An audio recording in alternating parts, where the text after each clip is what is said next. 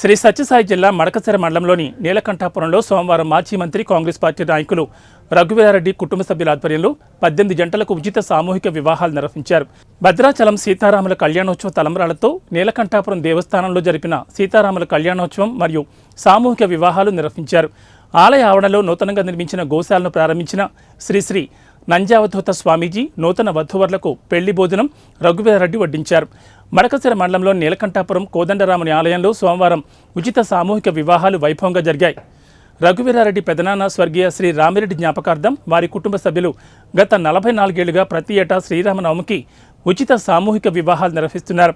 సీతారాముల కళ్యాణోత్సవ శుభగడియల్లో కర్ణాటక రాష్ట్రం పట్టనాయకనహళ్లి శ్రీ నంజావధూత స్వామి ఆశీస్సులతో 18 జంటలు ఒక్కటయ్యాయి. వధూవరులకు నూతన వస్త్రాలు, తాళిబొట్లు, కాలిమెట్లు అందజేశారు.